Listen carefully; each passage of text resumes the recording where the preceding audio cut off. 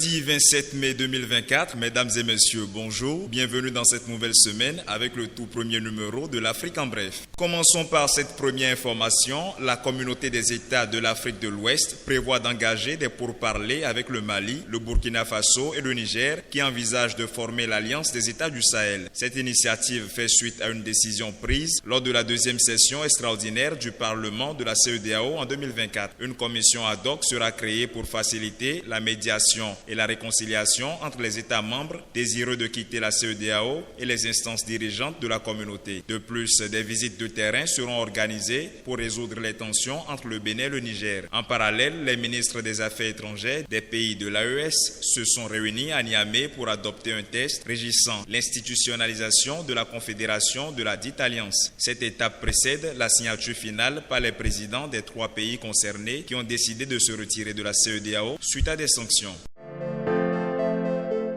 Et puisqu'on parle du Mali, plus de 20 civils ont été tués lors d'une attaque dans le centre du pays samedi dernier, a déclaré dimanche un responsable local. L'attaque a visé un village du cercle de Bankas dans la région de Mopti, l'une des nombreuses zones du nord et du centre du Mali où des groupes djihadistes liés à Al-Qaïda et à l'État islamique mènent une insurrection depuis 2012. Le maire de Bankas a déclaré que des assaillants armés non identifiés ont attaqué les villageois alors qu'ils allaient travailler dans leurs champs.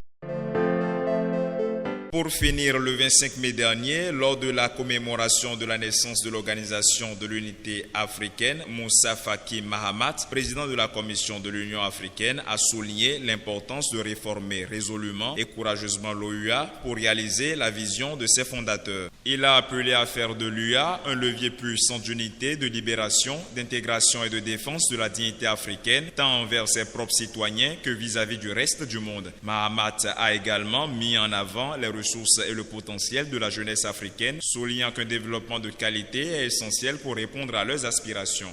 Mesdames et messieurs, ce sera tout pour ce numéro de l'Afrique en bref. À ce soir pour le Flash Actu.